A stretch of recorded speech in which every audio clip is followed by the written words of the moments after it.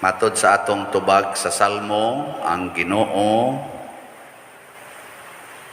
sa to nagpadayag sa kanasuran sa iyang makaluluwas nga gahom. Nya pag-abot sa ebanghelyo mi ingon si Hesus nganhi sa iyang mga kaning pinaagi aning ebanghelyo ni sa pista ni San Bernabe nga ayuhan ninyo ang mga masakiton, banhawa ang mga minatay, hinlui ang mga sanlahon, ug abuga ang mga yawa. Mao ni ang kaluwasan, murag package sa kaluwasan nga gusto ni Hesus mahitabo sa kalibutan isip katumanan sa atong pangandoy sa Salmo nga ang Ginoo nagpadayag sa iyang sa kanasuran sa iyang makaluluwas nga gahom. Unya kinsa may iyang gihimong manluluwas ang mga tao nga andam mobiya sa tanan. Matud pa niya diri, ayaw kamo pagdalag kwartang bulawan, plata o bronse. Ayaw mo pagdalag puntil. Ayaw mo pagdala o ilisan.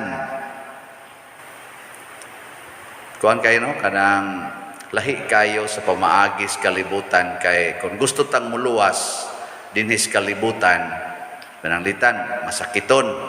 Gusto kang maayo ang masakiton, kinahanglan daghan jud kag kwarta kay imo manang patambalan, dadon man sa ospital, dagko kayog bayad sa ospital oy. Labi nag-operahan ang imong masakiton, basta lagi partig yung dagko ag bayad.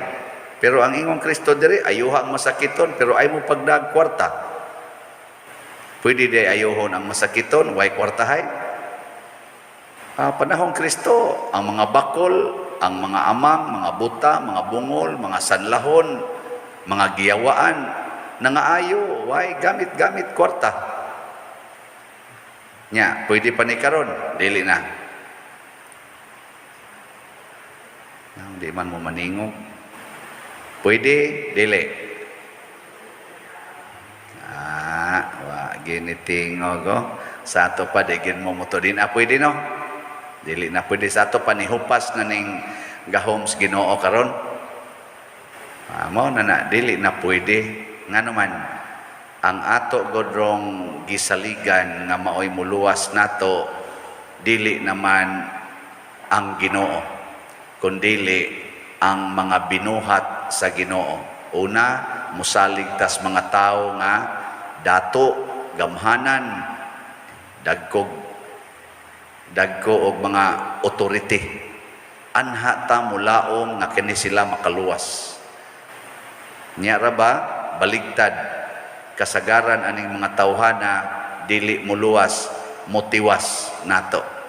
Imbis mangita ka og imong kaugalingnan nga balay, ilugo na ginong imong yuta kay wa man sad moy kaligunan nga papilis niya dato man kayo. Koralo na gid Hinuon na diha, no trespassing private property. Imbis nga maluwas ka kay wa kay kwarta, paluno na ginoon ka, lending, butangan pag yun og interes na, nisamot na yun. Gadoble na yung atong kaproblema. So kinsa man di ang tinuod nga makaluwas kalibutan? Ang mga tao nga sama nila ni San Bernabe, sama nila sa mga apostoles, nga wa mangandoy og butang, gahom, dungog, wa gani mangandoy og taas nga kinabuhi. Okay ra gyud mamatay anytime. Kini mo'y manluluwas. Dili ang kana mga tao nga kusog kaayong mo higugma og kwarta, gahom, authority, dungog, mga kanibang gitawag na to bag influence sa katilingban. Mao na magbantay ta ani. Sa atong unang pagbasa, gihisgutan ang pagsangyaw nila ni Bernabe. mga tao nga gipili sa Espiritu Santo. Ang gabuot sa ilang kinabuhi ang Espiritu Santo. Diri sila ning dapita nagpundok, kalitlag abot ang Espiritu Santo, ipadala ni sila ngadto na sa laing lugar. Ana, kami bitang mga pari, mao man ay among role, ibutang ni aning parokyaha. Ikasunod na sad, depende sa Espiritu Santo, pinaagi sa authority sa obispo, ipadala na pod miglain. Una, di gid mi kinahanglang mohigugma sa usa ka lugar, usa ka balay, usa ka ang tawag nato bag pribilehiyo sa kalibutan.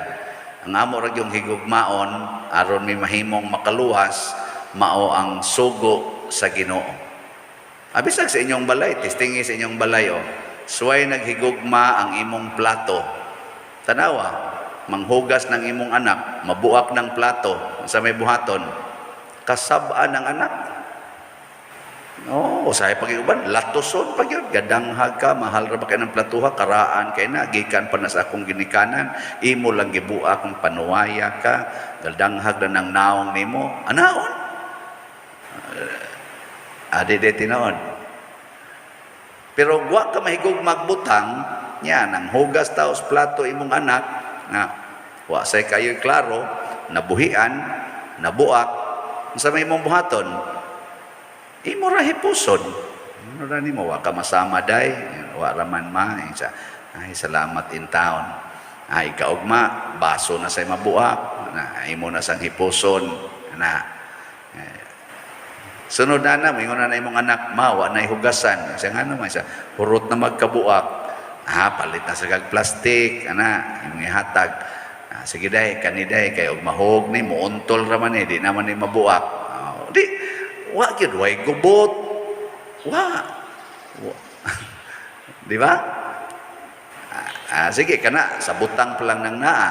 At istingi ko no be, nahigugma kas imong bana. Asawa ka, nahigugma ka sa imong bana.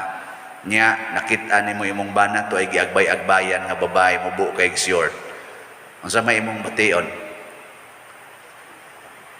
Mina ko, mura kag himungaan, lab ka na, animal ka, perti na kung tinarong ni mong buanga ka, ikaw din ni, magsige din kag himo din ni mong binuang. Suko sa tong imong bana, kay dipinsahan man to niya iyang kaugalingon. Pero wa ka mahigugma sa imong bana, pero ang imong gihigugma ang Ginoo nga nagsugo, higugmaa ang imong bana. Ikakita nimo, ay Lord, kasakit ani akong gibati, na may giagbay-agbayan akong bana. Unsa may akong buhaton ani Lord? Mutsugo ra na nimong Ginoo nga kana imong bana, klaro kay na wa na ginakauyo nimo. Pero higugmaa lang na, nya sala mo na iyang gibuhat, pasaylo alang ayaw gyud kasuko, kay masuko ka, matakdan ka sa iyang sala. Wa na, dali ka maka-resolve, moingon din ka, sus, kaniya kong bana, wa na ginikauyo na ako. Pero sige lang Lord, bahalag sakit, unungan ko yun kay total, sa kasakit man o sa kalipay, hangtod ang kamatayon mo bulag ka na mo. Di ba na? Tapos na ang laban. Di ba? Wagi problema. Parehas na mo mga pare, nang litan, wa na gid may kolekta. Ayun ani, mingaw kayo, wa gid kolekta. Batay Lord, alkansi kita ani Lord ang ginawa. Sagdi lang God kay ug mamatay ka adto magitas langit mag-abot. Maubitan nang wa kay asawa, wa sad kay mga butang, mo nang poverty, chastity ug obedience imong kinabuhi kay di man na mag-agad og kolekta. Ang mag-agad ana pari ka.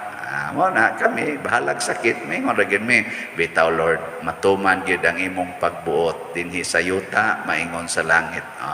Mo na itudlo sa uban. Ako sad musingit sa kog gamay ko nya Lord gamay kay halin ang salat na sagdi lang kay og di sa na mahalin di ka kapatukod sa imong mga tukuron dia simbahan. Sila ra sanay magantos ana no. Sa may labot ni mong kwaon naman tika diha, mga 3 ka tuig, 4 ka tuig ikan karon, labing dugay, awa na ka diha ay nakabalaka anak. Manghingoy ab na lang pila ka hingoy ab, wa na ka diha. Ila na sa nang problema sa gasunod. Sakto tinuod no. Amo na sige la jud kog baligya. Gahapon gani, gamay kayong halin. 74 itong halin gahapon. Pero sige lang ato gyapon pakpakan be ang halin gahapon. Oh, so walag 74. 7,000 naman sa 95 atong total halin. Oh, so naman giniog. Di lang kita mga matay, mga 5 ka buwan gikan karon siya ro sag di ni mahurot no. Di pa sa tingin mo mga matay og 5 ka buwan no. Di pa sa tingin ko mabalhin din mga 5 ka buwan pero mamatay ko karong gabi awa na balhin ako puyo ani. Pero ang importante dili ang atong achievements kung dili ang atong persistence sa atong pagtuman sa gustos Ginoo nga ipabuhat nato. Wa gyud mangandoy ang Ginoo nga permitang successful. Ang iya lang gyud nakanunay tang faithful. Makanunayon ta sa atong commitment ngadto kaniya. Manindog. Mga igsuon sa